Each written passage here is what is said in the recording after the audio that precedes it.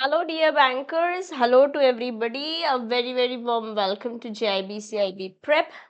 हम कर रहे हैं आपका सब्जेक्ट ABFM तैयार, जहां आज के सेशन में हम बातचीत करने वाले हैं for last unit of module C. Last unit कर रहे हैं मॉड्यूल सी का, जो कि unit 18। It talks about deal structuring and financial strategies, one of the easiest chapters बोल सकते हैं आप इसे।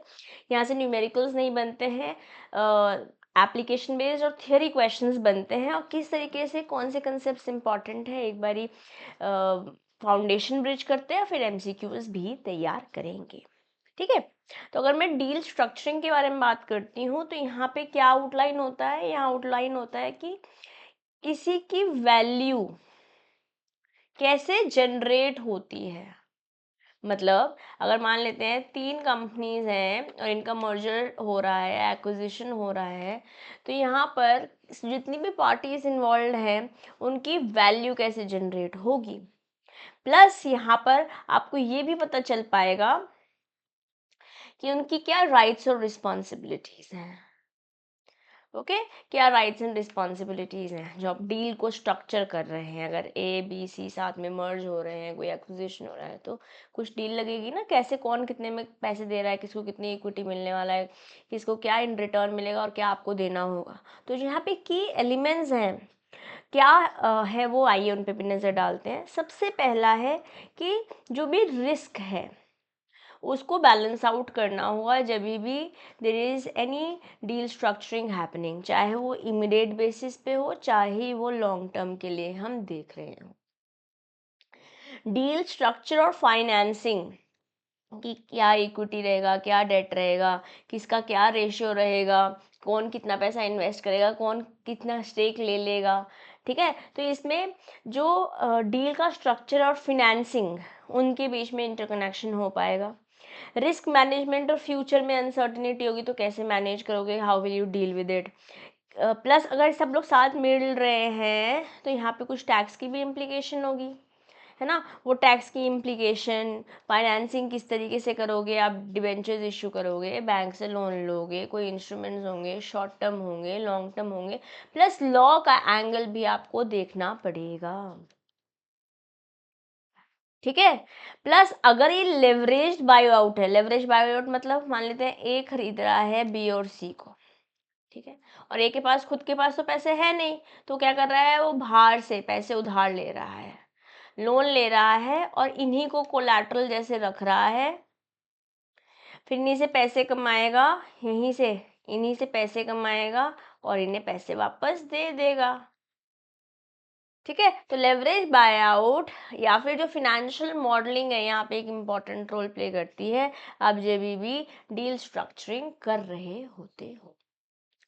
ठीक जी। अब ऐसा तो नहीं है कि मैंने बोला कि मैं ए हूँ और आप बी है, कि मैं बी कंपनी आपको खरीदना चाहता हूँ। ऐसा तो नहीं कि चलो गए और लेकर आ गए। नेगोशिएशन होते हैं, कुछ प्रोसेसेस होते हैं, और ऐसा नहीं सब कुछ स्मूथ चलता है, कुछ चैलेंजेस भी आते हैं। तो प्रोसेस क्या होता है, एक बार आपने डिसाइड कर लिया किसको खरीदना है, व्हाट्स द टारगेट, और जो इनिशियल फिनेंशियल एनालिसिस है वो आपने देख लिया कि खरीदना भी चाहिए या नहीं, पर बेनिफिशियल भी होगा कि नहीं, और होगा तो हम पैसे कहाँ से मैनेज करेंगे। ठीक है, ये सब बातचीत हो गई। तो उसके बाद आप रिस्क डिस्ट्रीब्यूशन पे फोकस करेंगे, क्योंकि यहाँ पे ए जो अक्वायर कर रहा है उसके ऑब्जेक्टिव्स भी फुलफिल होने चाहिए, बी जिसे अक्वायर किया जा रहा है उसके नो एजेंडाज भी फुलफिल होने चाहिए। क्योंकि अगर ये विन विन डील नहीं है दोनों में से किसी के लिए भी, तो यहाँ पे हॉस्टाइलिटी रहेगी, नो डिफेंस करेगा जो टारगेट वाला हुआ एटलीस्ट। करेक्ट, तो अगर ए अक्वायरर है और बी टारगेट कंपनी है, तो दोनों के लिए विन विन सिचुएशंस क्रिएट होनी चाहिए। इस बात पे ऑब्जेक्टिव ऑफ कोर्स रहेगा। प्लस जो डील स्ट्रक्चर है उसे क्लियरली डिफाइन करना पड़ेगा, किसकी क्या राइट है, किसकी क्या रिस्पॉन्सिबिलिटी है, और ऑफ कोर्स अपने रिस्क एपिटाइट का, रिस्क लेवल को भी मद्देनज़र रखना होगा। इस तरीके से आपका नेगोशिएशन का प्रोसेस चलेगा। ठीक है। अब जब ये चल रहा होगा, M&A या डील स्ट्रक्चरिंग हो रही होगी, उस समय कुछ चैलेंजेस भी आ सकते हैं। जैसे अगर एक से ज़्यादा पार्टीज़ हैं, ऑफ कोर्स एक से ज़्यादा पार्टी होंगी, और अगर ये मल्टीपल पार्टीज़ हो जाती हैं तो उनके अप्रूवल्स, पेमेंट का क्या मेथड रहेगा, पैसे कहाँ से आएंगे, इस सब को फिगर आउट करना पड़ेगा, क्योंकि जितने ज़्यादा बर्तन ना उतना ज़्यादा खड़कने के चांसेस है ना, right.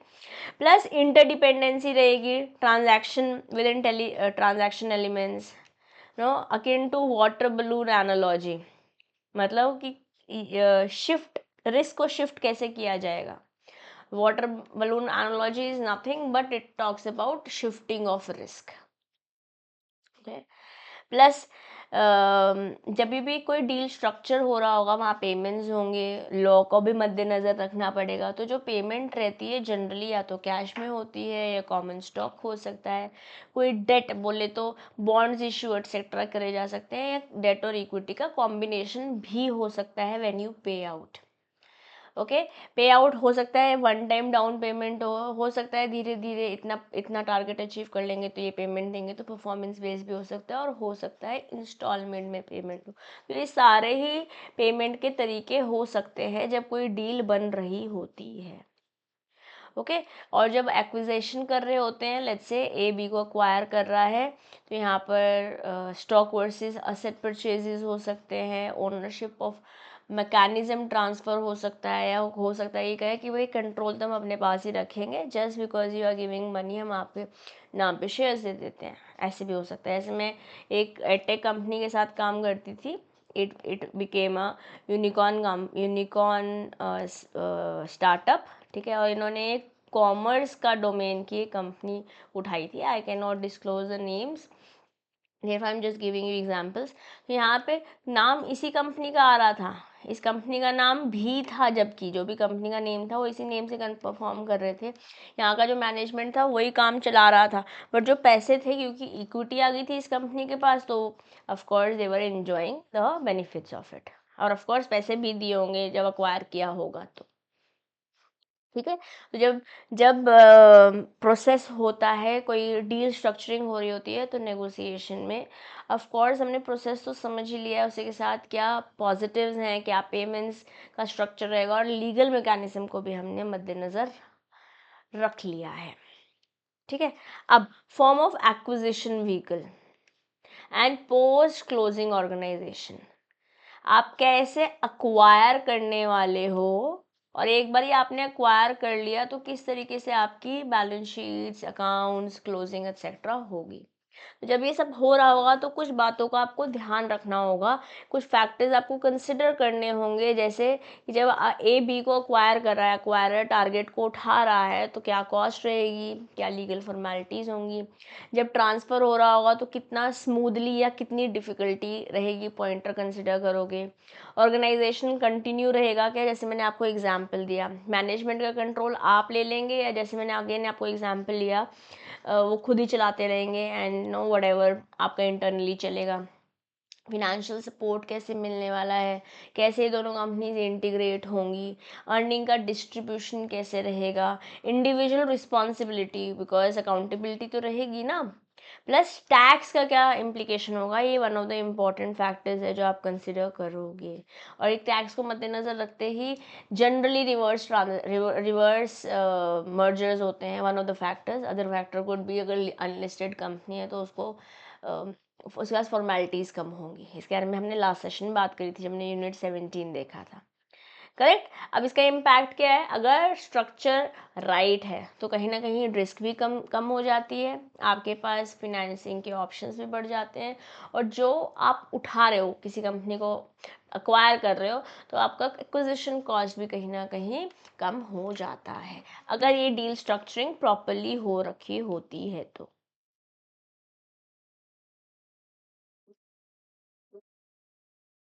M I clear? Yes, चलिए। अब जब आप एक्विजिशन कर रहे हैं तो अप्रोप्रिएट एक्विजिशन व्हीकल आपको चूज करना चाहिए। पॉपुलर चॉइसेस, जब आप know when you are going with an acquisition vehicle, वहाँ पर आप फ्लेक्सिबिलिटी, लायबिलिटी लिमिटेशन और टैक्स बेनिफिट्स को डेफिनेटली कंसिडर करते हो। कुछ स्पेशल केसेस में, जैसे कोई स्मॉल बिजनेस है, कोई स्टार्टअप है तो वहाँ पे ईसॉप्स हो सकते हैं. What are ESOPs? ESOPs are sweat equity options, है ना, एम्प्लॉय स्वेट ऑप्शंस. कि अभी तो हम आपको बहुत सैलरीज नहीं दे सकते हैं और कंपनी की लिस्टेड नहीं है तो हम शेयर्स भी नहीं दे सकते, बट हम ये बोल सकते हैं, आपको वादा कर सकते हैं, आपको कुछ यूनिट्स दे सकते हैं. ईसॉप का पूल बना लेते हैं जनरली स्टार्टअप्स. अगर आपने शार्क टैंक इंडिया कुछ इस तरीके से सीरीज देखी है या नॉलेज रखते हैं स्टार्टअप की, तो आप समझते होंगे कि ईसॉप्स मिलते हैं एम्प्लॉयज़ को, कि आप जो आज हार्ड वर्क कर रहे हो, फ्यूचर में जब हमारी कंपनी लिस्ट होगी तो उसका आपको रिटर्न मिलेगा. यस, ताकि ओनरशिप कहीं ना कहीं, ऐसे नहीं कि खाली आप काम कर रहे हो सैलरी मिल रही है, आपको कहीं ना कहीं ओनरशिप भी मिल जा रही होगी. ESOP will definitely be converted into shares if they go public, है ना, और उसके टैक्स एडवांटेजेस भी होंगे. खैर ईसॉप में एडवांटेज तो इतना मैं डायरेक्टली नहीं बोल सकती, क्योंकि ऑफकोर्स बेनिफिट्स हैं बट टैक्स बेनिफिट्स नहीं, क्योंकि ये सब डबल टैक्सेबल रहते हैं इसके बारे में, बट अभी हम बातचीत कर नहीं रहे हैं. Now selecting suitable post closing organization. जब आप क्लोज कर रहे हो, अपना डील फाइनल हो गई है, तो आपको suitable post closing organisations select करनी चाहिए. बट करने के लिए आपको क्या पॉइंटर्स का ख्याल रखना है? सबसे पहले divisional structure for direct integration and control. किसका, जैसे मैंने आपको बताया कॉमर्स के लिए पर्टिकुलरली, ऐसा नहीं था कि इस ऑर्गेनाइजेशन में कॉमर्स नहीं थी, इसमें आपने अलग चल रही थी, बट जो अक्वायर की थी पैसे दे के अक्वायर कर ली होगी, है ना, और यहाँ पे कॉमर्स अपने तरीके से चल ही रहा है, यहाँ पे भी अपने तरीके से चल ही रहा है, बट यहाँ पे क्योंकि पैसे दिए होंगे तो यहाँ पे कुछ इक्विटी ले ली होगी इन्होंने रिटर्न. ठीक है.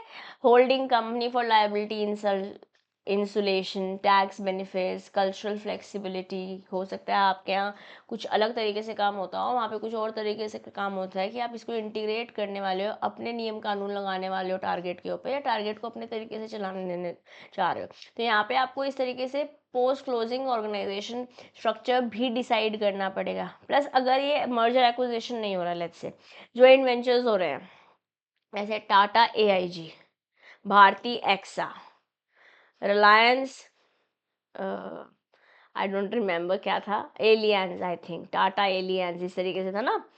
तो ये कंपनीज अगर जेवी हो रही है, दो कंपनीज, या पार्टनरशिप हो रहा है रिस्क का या एक्सपर्टीज़ का या टैक्स एफिशिएंसी का, तो जो से भी ऑप्शंस हैं आपको, आपके लिए जो बेस्ट सूटेबल होंगे आप उसको उठाएंगे. बट कुछ बातों का ध्यान रखेंगे जब आप पोस्ट क्लोजिंग ऑर्गेनाइजेशन कर रहे होंगे, क्योंकि यहाँ पे स्ट्रक्चर को अलाइन करना ज़रूरी है, जो भी साथ एंटिटीज़ आ रही हैं, और उनके गोल भी इंटीग्रेट होने चाहिए.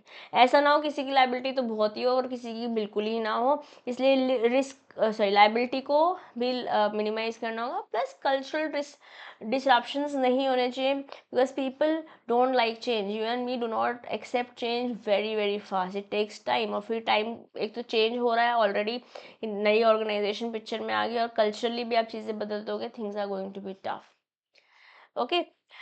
Plus, a holding company isolate using holding company to isolate risk or ensure tax-free transactions, because holding company is now going to be the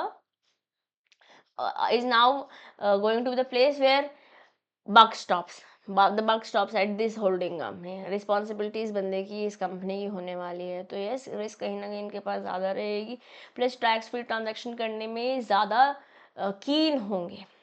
ठीक बात है. अब सिनेरियोज क्या हो सकते हैं?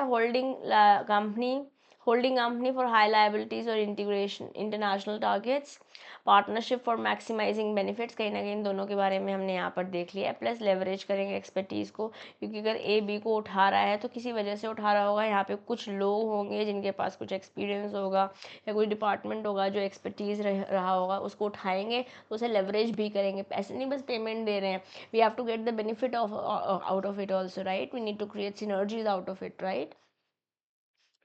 चलिए कुछ क्वेश्चंस देखेंगे. चैप्टर बहुत आसान है, बस questions and we are sorted. Next 10 minutes tops we are done with this chapter also. Now, which of the following terms best depicts the situation in which both the parties, party 1 and party 2, are attempting to resolve a complicated disagreement. कुछ गड़बड़ चल रही है बात, मतलब इनकी deal structure finalise हो रहा है बट हीटेड है या डिसएग्रीमेंट्स हो रहे हैं. That is acceptable to both of them. किस चीज़ को दोनों एक्सेप्ट करेंगे? किस चीज़ को दोनों एक्सेप्ट करेंगे? जब मैंने सेशन चालू किया तो मैंने आपको क्या बोला?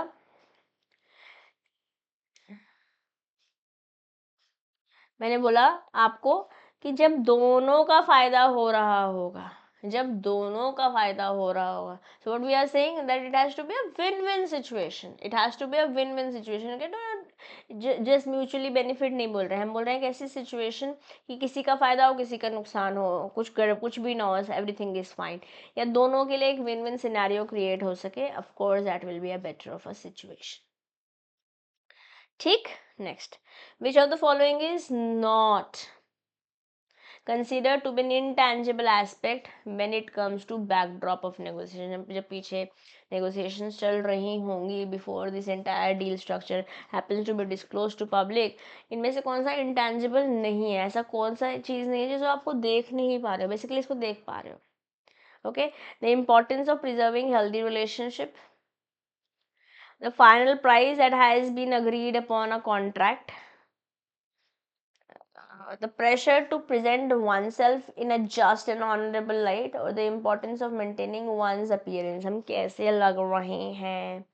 intangible इनमें से कौन सा नहीं है, वो है फाइनल प्राइस, बाकी सब इंटेंजिबल ही है, दिख नहीं रहे हैं बट है, महसूस कर रहे हैं लोग। जो फाइनल प्राइस है ऐसा है, सबसे बड़ा पैसा है, पैसे इंटेंजिबल हो ही नहीं सकते। नॉट पूछ रहा है आपसे, of course B would become the right answer, या very well. When it comes to reaching an agreement on the conditions of mergers, two the most important essential topics are post merger control and बाद में control कैसा रहेगा, negotiated price, computed price, market price या price per share। Ultimately हमारी जेब से क्या जा रहा है, हमारी जेब से तो नेगोशिएटेड प्राइस ही जा रहा है, किस पे हम दोनों ने एग्री किया है।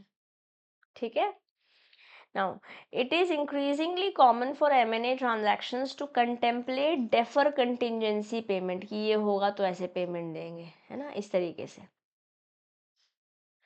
To sellers as a part of consideration when the buyer and seller cannot agree on the value of a target company, this type of payment will be which is contingent upon the happening, मतलब ये होगा तो देंगे, आग लगेगी तो insurance वाले पैसे देंगे, आग लगेगी नहीं लगेगी तो पैसे नहीं देंगे, किसी किसी इवेंट के होने पर या ना होने पर डिपेंड करता है, उसे हम कंटिंजेंट बोलते हैं। okay, happening of certain events or achieving of preset targets such as meeting a post transaction earning goal is known as, इसको आप कंटिजेंट लायबिलिटी बोलते हो, इसे डेफर्ड पेमेंट अरेंजमेंट बोलते हो, इसे आप कंटिजेंट असेट बोलते हो, या यही है अर्नआउट्स, यही है अर्नआउट्स, यही है अर्नआउट्स। ये पढ़कर, क्योंकि यहाँ डेफर लिखा हुआ है, यहाँ पे डेफर पढ़ के हमको स्वेड अवे नहीं हो जाना है। ओके, यहाँ हम क्या बोल रहे हैं कि जब हम डिसाइड नहीं कर पा रहे हैं कितने पैसे देने हैं कितने मिलेंगे, ऐसा है मैं आपके साथ जुड़ जाता हूँ, but then I will be only able to give you certain things in return as a consideration, जब मैं इतना गोल अचीव कर लूँगा, तो हम अर्न आउट्स बोलते हैं। Very important concept it is Indeed. ठीक है, काफ़ी इंपॉर्टेंट है, मैं इसे बना रही हूँ हार्ड ताकि आप पोस्ट द सेशन इस पर थोड़ा सा टाइम बिता सके।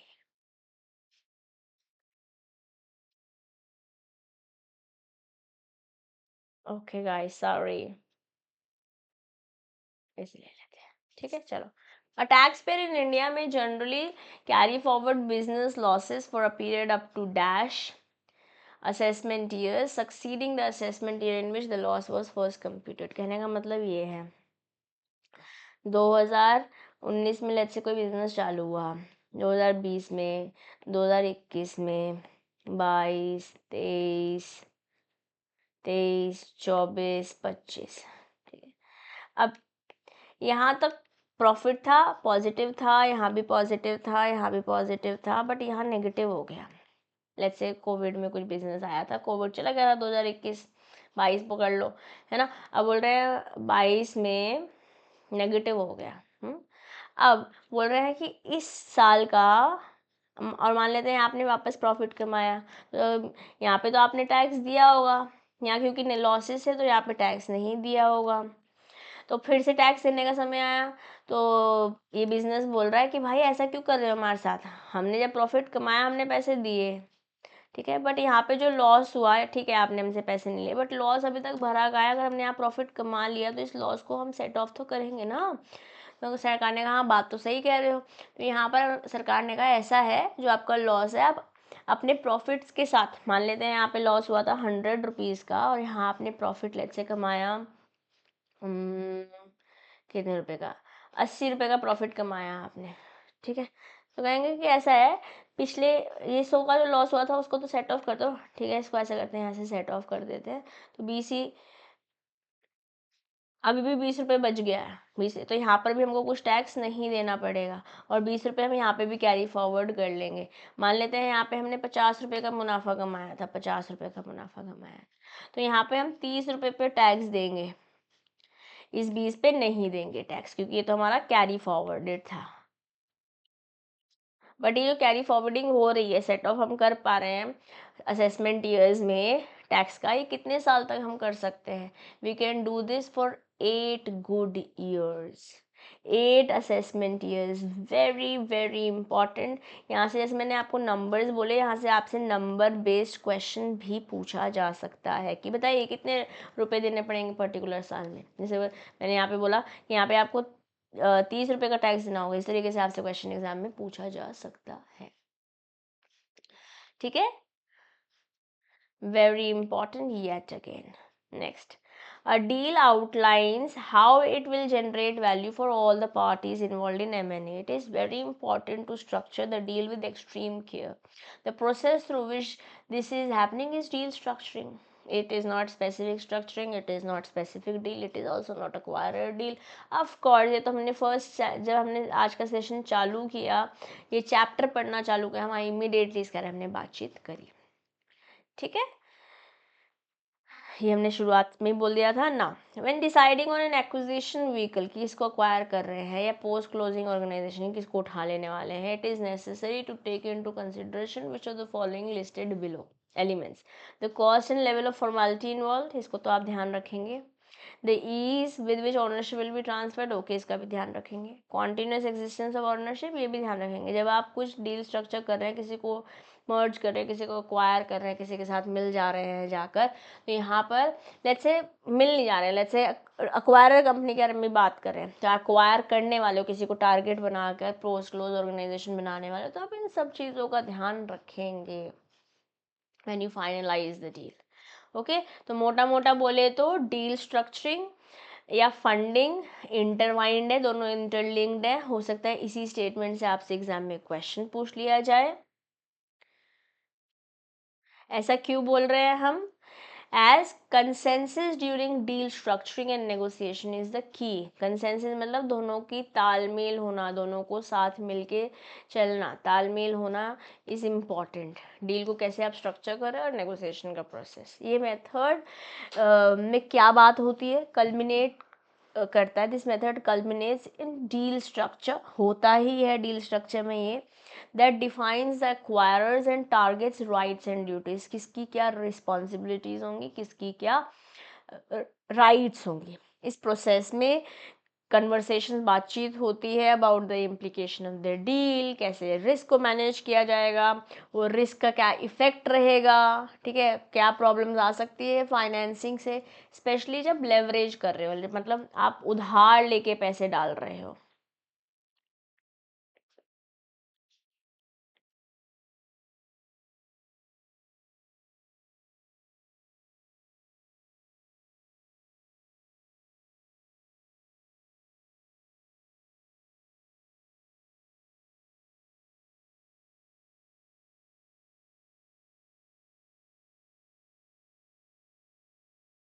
टॉकिंग फ्रॉम एक्वायरर्स एंगल, ठीक है।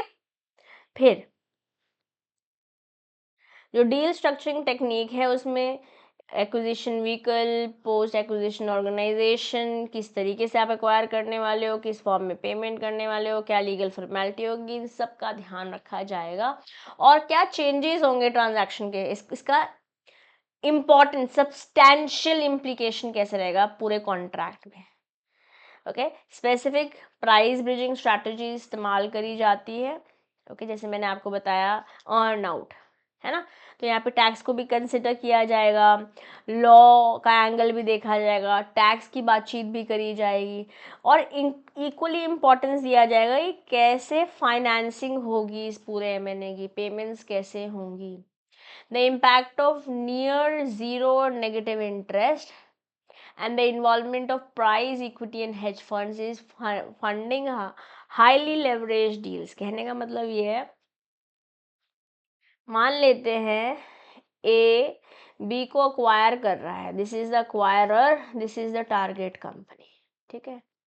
अब जब ए बाहर से पैसे ले रहा है, लेवरेज कर रहा है, it's a leveraged bye out, और फिर यहाँ पे डाल रहा है, और ये अमाउंट जो है काफ़ी हाई है, इस केस में आप क्या करते हो, ए क्या करेगा कि भाई ऐसे करेगा, रिस्क को हेज करने की कोशिश करेगा कि भाई हमें लग तो रहा है, हमें लग तो रहा है कि यहाँ से हमें पैसे कमाने हैं,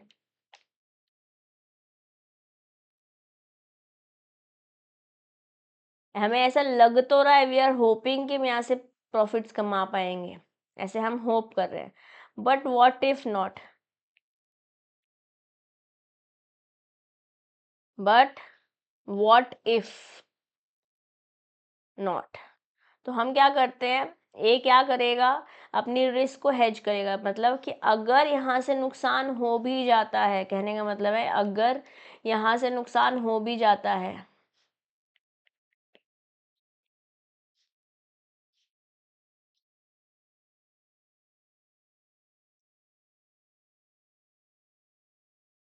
तो यहाँ से पैसे कमा लेंगे,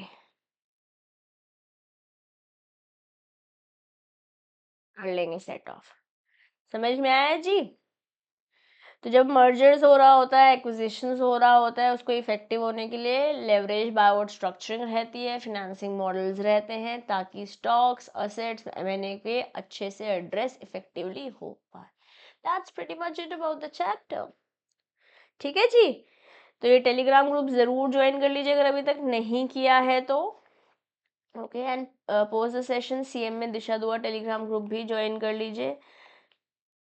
बस आज के लिए इतना ही, मिलते हैं आपसे नेक्स्ट सेशन में, मॉड्यूल डी शुरू करेंगे। तब तक के लिए पढ़ते रहिए, बढ़ते रहिए। This is your friend and your teacher CM में Disha Dua, signing off for today. Bye bye.